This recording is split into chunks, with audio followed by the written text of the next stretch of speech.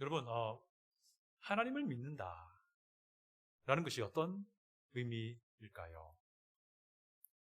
속으로 한번 떠올려 보십시오. 내가 생각엔 하나님을 믿는다는 것이 이런 것이 아닐까 생각해 보십시오. 어떤 사람이 이렇게 생각할 수도 있겠습니다. 하나님에 대해서 관심을 갖는 것입니다 라고 생각을 할 수도 있습니다. 또 어떤 사람이 이렇게 말할 수도 있습니다. 내 인생의 초점을 하나님께 완전히 맞추는 것이다. 네, 아멘. 그렇습니다. 또 어떤 사람이 이렇게 말할 수도 있겠습니다. 하나님을 알아가는 것이다. 혹은 하나님을 제대로 아는 것이다 라고 말을 할 수도 있지. 또 어떤 사람이 이렇게 말할 겁니다.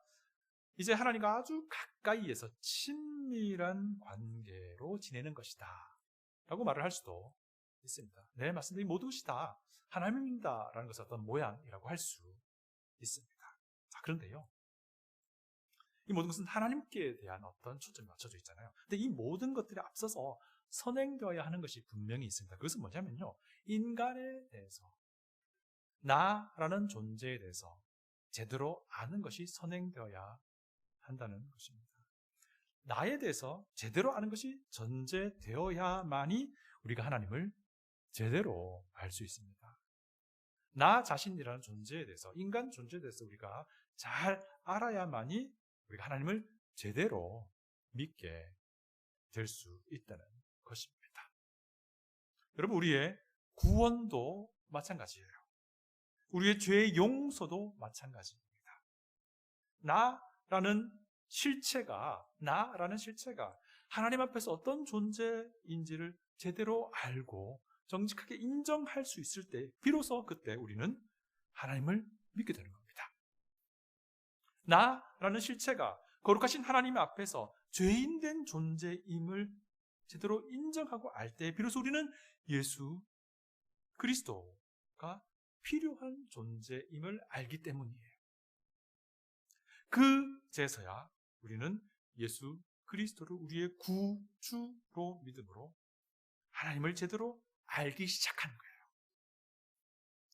내가 구원이 필요한 존재인지 모를 때에는 그 사람에겐 구원이 이룰 수 없기 때문입니다. 내가 예수님이 반드시 필요한 존재라고 여기지 않기 때문에 그런 거예요. 여러분, 여기 있는 우리 모두가 예수님이 반드시 필요한 존재임을 아는 은혜를 가질 수 있기를 원합니다. 여러분, 그리고요, 주변에 사람들 한번 보십시오. 교회를 다닌 사람들 한번 보세요. 아니면 자기 스스로를 살펴봐도 됩니다. 내가 신앙인이라고 생각하는 사람들 중에요, 많은 경우에 나는 하나님을 압니다 라고 말을 합니다. 나는 하나님에 대해서 지대한 관심이 있습니다 라고 말합니다. 그런데 정작 자기 자신, 자기 존재에 대해서는요, 별로 관심이 없고 무관심한 그런 사람들이 있습니다. 이런 경우를 우리가 뭐라고 표현하는지요? 종교적인 열심이 많은 경우인 거예요. 그들은요, 자기 스스로 정한 어떤 기준이 있습니다. 그리고는 그 기준을 지키려고 무지하게 애씁니다. 그리고 그 기준을 지키면 굉장히 뿌듯해하고 만족해요. 그런데 정작 그런 사람의 삶을 들여다보면 믿지 않는 사람들과 큰 차이가 없는 거죠. 심지어 세상의 기준보다 더 미치지 못하는 그런 경우가 있는 것을 우리가 보게 됩니다. 한마디로 말해서 자기 자신의 삶에 대해서는 관심이 없어서 그래요. 자기 자신을 잘 알지 못해서 그런 겁니다. 자기 자신의 삶이 어떤가는 별로 중요하지 않습니다. 왜냐하면 그들의 종교적인 열심으로 이 모든 것이 다 상쇄될 수 있다고 생각할 수도 있기 때문입니다. 그래서 그들은요, 굉장히 종교적인 열심을 냅니다. 여러분, 우리는요, 하나님에 대해서 잘 알아야 되겠습니다. 그런데 그만큼 우리 자신 존재에 대해서도 알아야 됩니다. 하나님을 향한 우리의 열심과 그 사랑이 점점 깊어져야 합니다. 그러나 그만큼 우리의 삶도 그 열심과 그 사랑만큼 깊어지고 성숙해져야 될 것입니다. 여러분, 우리가 우리 자신의 존재를 이렇게 잘 안다면 그만큼 우리의 겸손함도 깊어지리라 저는 믿습니다. 하나님은 인간을 귀하게 여기십니다. 지난주에 우리가 다뤘던, 저지난주에 우리가 다뤘던 내용이죠. 그래서 하나님은 천지를 창조하실 때에 제일 마지막에 인간을 만드셨습니다. 이 말이 무슨 말입니까? 이전의 모든 창조물은 인간을 위해 준비된 것이었다라는 거죠. 또 하나님은요, 인간을 만들 때에만 심사숙고하셨다는 소리가 살펴봤습니다. 하나님 또한 하나님의 그 형상을요, 모든 사람, 귀, 천, 이거 관계없이 모든 사람에게 심으셨고, 또 하나님은 하나님의 이 형상을요, 남녀 구분 없이 모든 사람에게 심어 주셨습니다. 또 하나님은요, 이뿐만 아니라 인간으로 하여금 인간에게만 특권을 주셨는데, 그 특권이 뭡니까? 모든 피조물을 다스리고 관리할 수 있는 특권을 주셨다라는 것입니다. 이런 식으로 우리 창조주 하나님께서 인간을 귀하게 여기신다라는 이 창조 이야기가 우리에게 있습니다. 그리고 이 내용은 창세기 1장 1절부터 2장 3절에서 끝이 나요. 이것을 우리는 창조 이야기 1부라고 합니다. 1부. 창조 이야기 1부는요, 사실 창조의 전반적인 내용을 담고 있습니다. 그런데 우리가 오늘 읽었던 이 본문은요, 창조 이야기 2부라고 할 수 있습니다. 왜냐하면 이 창조 이야기가 또 다시 언급이 되거든요. 제가 4절을 읽어드립니다. 이것이 천지가 창조될 때에 하늘과 땅의 내력이니 여호와 하나님이 땅과 하늘을 만드시던 날에 라고 4절이 말을 합니다. 여러분 4절 한번 잘 들여다보세요. 지금 창세기 2장 4절 중심으로요, 이전과 이후에 달라지는 표현이 두 가지가 있어요. 한번 찾아봐 보실래요? 하나는요, 하나님을 표현하는 그 표현이 달라져요. 이전에는 그냥 하나님이었어요. 예를 들어서 2장 2절 보시면요, 하나님이 그가 하시던 일을, 2장 3절 보시면 하나님이 그 일곱째 날에, 그러나 2장 4절 보시면 여호와 하나님이 땅과 하늘, 2장 5절 보시면 여호와 하나님이 땅에, 7절 보시면 여호와 하나님이, 이렇게 하나님에 대한 표현이 달라집니다. 이 부분은 다음 주에 우리 에덴 동산을 다룰 때 자세하게 설명을 드리겠습니다. 또 다른 하나는 뭐냐면요, 달라진 표현이요, 하늘과 땅, 천지라는 이 표현이 순서가 달라집니다. 4절 보시면요, 이것이 천지가, 하늘과 땅이 창조될 때의 하늘과 땅의 내력이다. 그런데 4절 후반부 보시면 여호와 하나님이 땅과 하늘을, 지천을 이렇게 만들었다, 이렇게 얘기를 하고 있습니다. 이게 사실 의미는 같아요. 하늘과 땅, 땅과 하늘 이렇게 말할 때 뭐냐면 하늘과 땅에 속한 모든 우주 만물, 하나님 모든 피조 만물을 얘기를 하는데, 다만 이 순서를 달리함으로써 어떤 메시지를 우리에게 주냐면요, 자, 이제부터는 하나님의 창조 중에서 땅에서 일어난 일들에 좀 더 관심을 가지겠습니다라는 그런 사인을 독자에게 주는 거예요. 자, 그래서 이렇게 이제 창조 이야기 2부가 이제 시작이 되는 겁니다. 이 두 번째 창조 이야기는요, 결국 이제 땅에서 일어난 인간의 창조에 초점을 맞추게 되고, 우리 좀 더 살펴보면요, 이 인간에 대한 이야기에 초점을 맞추고 있는 것을 보게 됩니다. 우리가 지난 시간에 하나님께서 우리 인간을 굉장히 귀하게 여기셨다라는 걸 살펴봤는데, 아마 제가 생각하기로는 하나님께서 인간을 이렇게 귀하게 여기셨기 때문에 땅에서 일어난 인간 창조와 인간 존재에 대한 내용을 좀 더 부연 설명하시는 게 아닌가 생각을 합니다. 그래서 오늘은요, 창조 이야기 2부를 통해서 인간이란 어떤 존재인가라는 주제로 여러분과 함께 하나님의 말씀을 나누고자 합니다. 인간이 어떤 존재인지 제대로 알 때에, 내가 어떤 존재인지 제대로 알 때 우리는 하나님을 제대로 알게 되고 하나님을 제대로 믿을 수 있게 되기 때문입니다. 자, 5절 6절 한번 보세요. 5절 6절 제가 읽어드립니다. 여호와 하나님이 땅에 비를 내리지 아니하셨고 땅을 갈 사람도 없으므로 들에는 초목이 아직 없었고 밭에는 채소가 나지 아니하였으며 안개만 땅에서 올라와 온 지면을 적셨더라. 여러분, 이 5절 6절 읽으면서 어떤 장면이 떠오르죠? 어떤 모습이 떠오릅니까?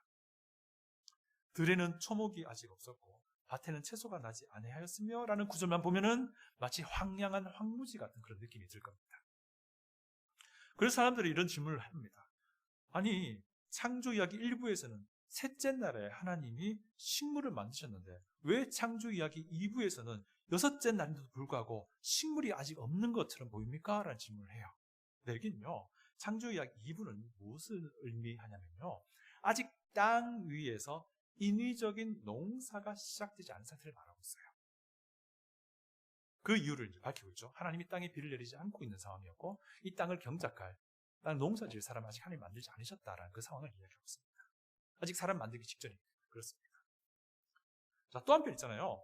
6절만 보면 또 어떤 장면이 떠오릅니까? 안개만 땅에서 올라와 온 지면을 적셨더라. 여기서 안개라고 번역된 이 히브리 단어는요, 안개라고도 번역할 수 있지만 또 한편 지하에 흐르는 물로 번역할 수 있어요. 지표 아래에 있는 물. 이 물이 쏟아 올라와서 혹은 안개로 올라와서 온 땅을 적셨다라는 건데 꼭 무슨 풍경이 떠오릅니까? 저는요, 캠핑 좋아하거든요. 스테이트파크에 이른 아침 캠핑장의 그 모습이 떠올라요. 자, 여러분 이제 이 구절이 암시하는 바가 뭐냐면요. 땅이 이미 준비가 되었다는 뜻이에요. 무엇이 준비되었다는 것입니까? 땅이, 자연이 자기를 다스려줄, 자기를 관리해줄 관리자 인간을 받을 준비가 되었다는 뜻입니다. 이 말은 곧 무슨 말입니까? 하나님께서도 이 사람을 만들 준비를 다 마무리하셨다. 준비를 다 하셨다라는 뜻입니다. 여기서 우리가 지난주에 살펴봤던 것이 하나님께서 인간을 귀하게 여기신 부분입니다. 여러분 다시 한번 옆 사람 봐보세요. 진짜로 귀한 분들이 있어요. 뒷사람 봐보세요. 정말 귀한 분들이 있어요. 왜? 하나님께서 귀하게 여기시기 때문에 그래요. 그래서 옆에 있는 분들 정말 귀하게 여기시기 바랍니다. 옆에 있는 분들 정말 좋은 점을 말씀하시고요. 옆에 있는 분들 칭찬하는 일에 열심을 다하면 좋겠어요. 네. 자, 이제 모든 준비가 끝이 나고 이제 하나님이 사람을 만드십니다. 우리 다 같이 성경을 펴서 7절을 한번 읽어볼게요. 7절입니다. 시작. 여호와 하나님이 땅의 흙으로 사람을 지으시고 생기를 그 코에 불어넣으시니 사람이 생명이 되리라. 아멘. 아멘. 여러분 이 2장 7절, 창세기 2장 7절은 굉장히 중요한 말씀인데요. 오늘 이 구절 안에 보시면요.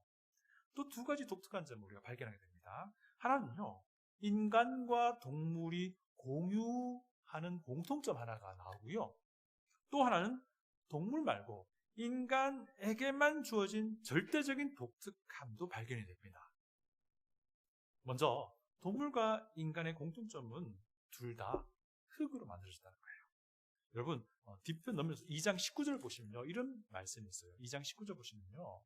여호와 하나님의 흙으로 각종 들짐승과 공중의 각종 새를 지으시고라는 말이 나와요. 그러니까 이게 무슨 말이냐면 다섯째 날 하늘의 동물, 여섯째 날 땅의 동물을 말씀으로 명령하실 때 하나님이 그리고 나서 그 위에 하나님께서 그것들을 흙에서부터 만드셨다는 겁니다. 그뿐만 아니라 제일 마지막 하나님이 사람을 만드실 때도 하나님은 그 흙에서부터 인간을 만드셨다라는 것입니다. 한편 동물과 달리 하나님은 인간에게만 부여하신 그 독특함이 있는데 그것은요. 하나님께서 자기의 숨을, 호흡을 인간에게만 불어넣어 주셨다는 겁니다. 동물을 흙으로 만드실 때는 그렇게 하지 않으셨어요. 그러나 인간에게만 자신의 호흡을 후 하고 불어넣어 주셨다는 것입니다. 오늘 이 구절 통해 가지고요. 인간이란 어떤 존재인지 두 가지를 좀 나눠보고자 합니다. 첫 번째는 인간은요. 태생적으로 겸손해야 하는 존재라는 거예요. 인간은 겸손할 수밖에 없는 존재라는 겁니다. 왜 그렇습니까? 사실 인간은요.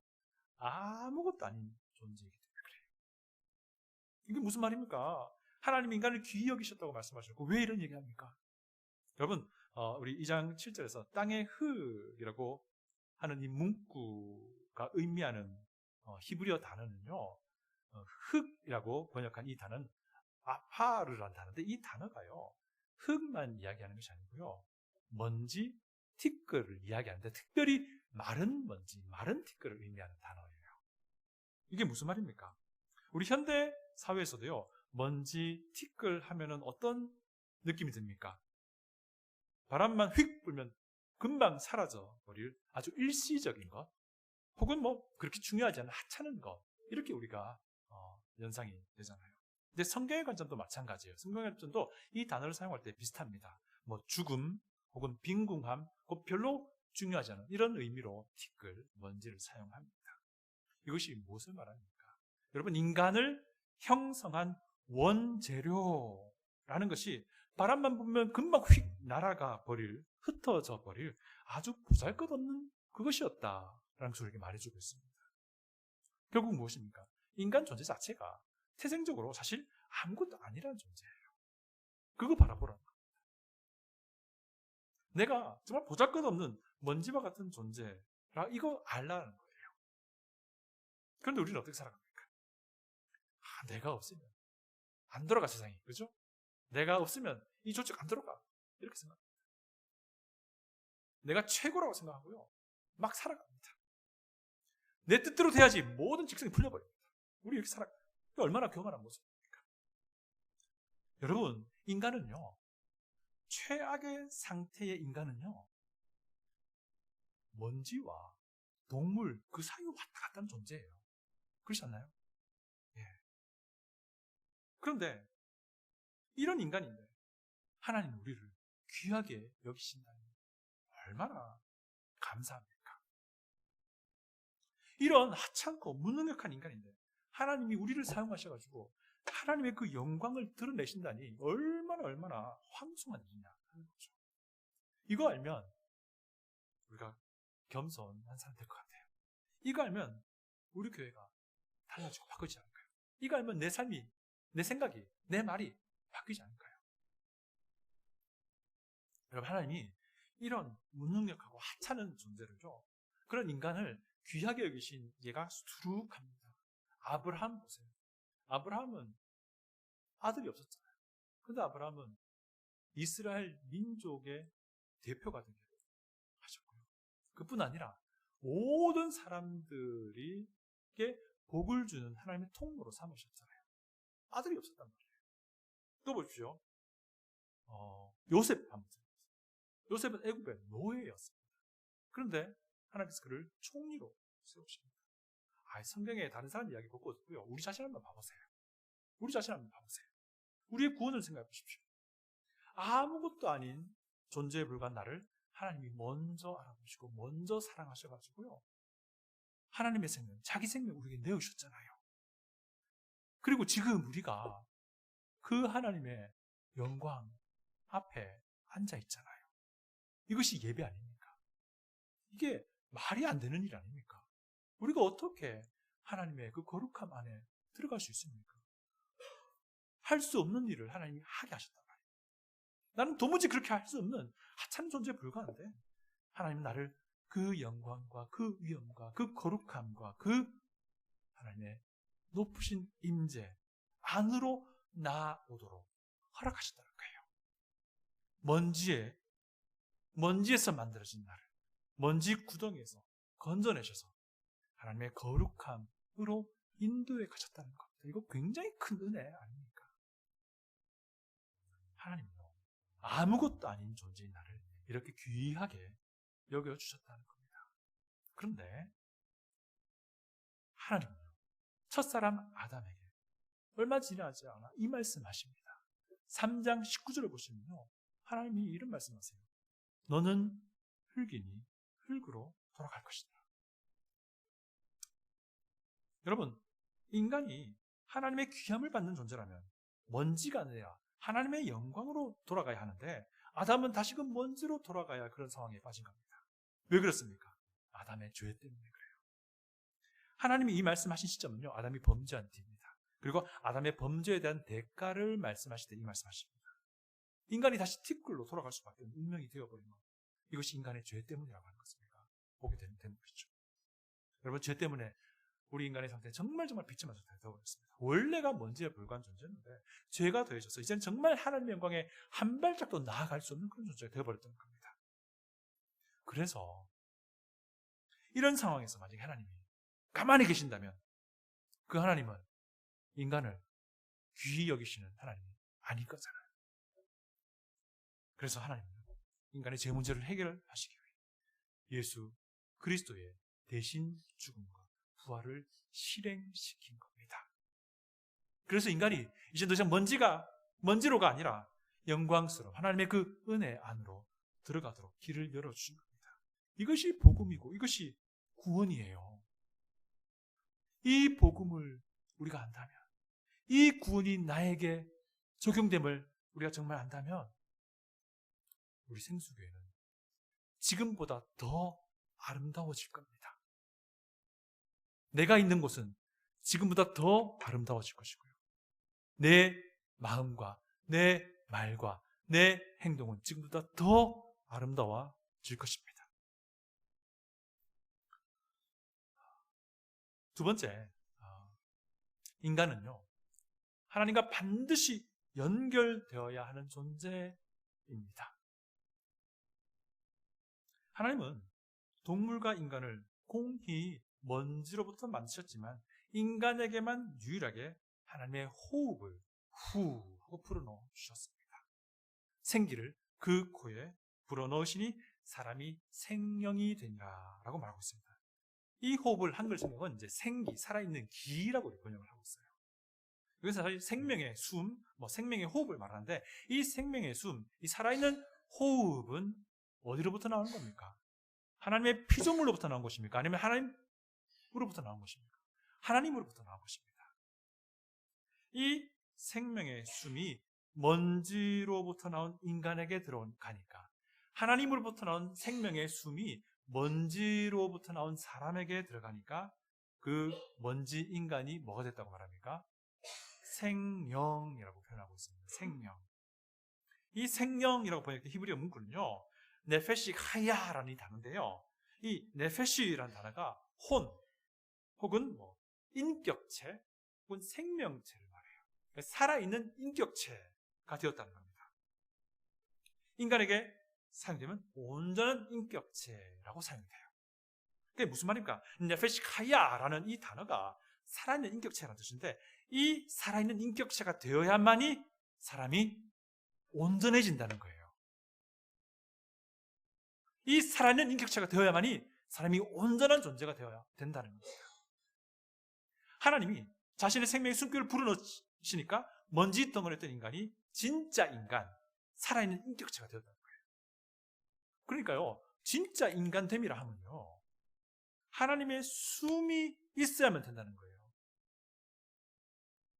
반대로 하나님의 숨이 없는 인간은 무엇과 같습니까? 짐승 혹은 더스, 먼지와 같다는 거예요. 하나님의 호흡이 없으면 먼지와 같다는 거예요. 여러분, 하나님의 생명의 숨이 없는 인간은 또 어떻게 우리가 하나님의 귀히 여김과도 무관하게 되는 거예요.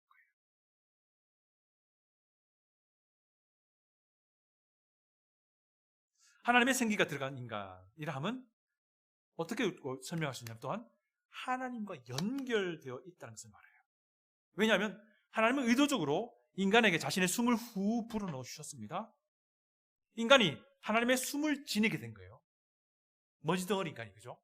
그렇게 하면서 온전한 인격체가 되었는데 이것이 뭐냐면 인간과 하나님 사이에 공통분모가 된 겁니다.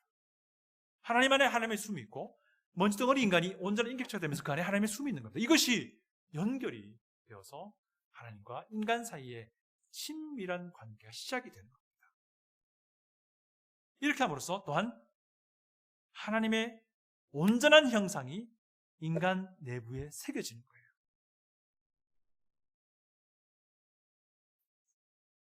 생각의 전환을 좀 해보십시오. 아무리 잘난 사람 주변에 있죠. 똑똑한 사람 주변에 있습니다. 많이 배운 사람 주변에 있습니다. 그런데 그가 하나님의 숨을 가지고 있지 않으면요, 하나님의 호흡을 가지고 있지 않으면 아무것도 아닌 거예요. 주눅 들지 마세요. 주눅 들지 마세요. 여러분이 지금 하나님의 호흡을 여러분 가지고 있다면요, 세상에 그 어떠한 사람보다 하나님이 귀히 여기신 사람인 거예요. 하나님의 호흡을 가지고 있지 않으면 그냥 먼지에 불과하다. 이것이 성경이 말하는 인간에 대한 가르침입니다. 하나님의 호흡을 가지고 있지 않으면 아무것도 아닌 존재라는 거예요. 여러분, 하나님의 숨을 여러분 가지고 있습니까? 지금 하나님의 이 숨으로 호흡하며 살고 있습니까? 지금. 여러분, 예수님께서 이 땅에서 공생의 사역하시면서요, 굉장히 좀 독특한 행동을 하신 적이 몇 차례 있으세요? 어떤 게 있을까요? 소경에 눈을 띄워주면서 침을 탁 뱉어서 흙에다가 막 이렇게 발라주는 이게 굉장히 독특한 퍼포먼스인데요. 이거 말고 또 다른 굉장히 독특한 행동을 하신 게 있는데 그것이 뭐냐면요. 예수님이 제자들에게 숨을 후 불어주시면서 성령을 받으라라고 말씀하신 장면이에요. 이게 뭐냐면요. 마치 하나님께서 먼지 인간에게 자기의 숨을 불어넣으셨던 것과 똑같은 퍼포먼스를 예수님이 의도적으로 하신 거예요. 이게 요한복음 20장에 나오는 내용이거든요. 한번 기억을 되살려 보십시다.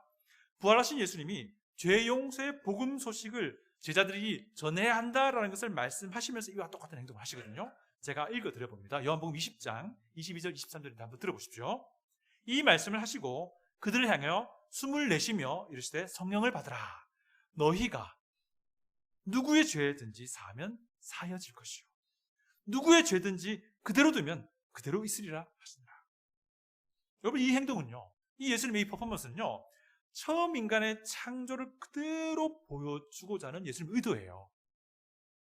그러면서 먼지 인간에게 불어넣어졌던 그 하나님의 생기, 하나님의 숲, 하나님의 호흡이 하나님의 영, 곧 성령님과 깊은 관련이 있든지 혹은 바로 그 성령 하나님이든지라고 해석을 해주고 있는 부분인 거예요.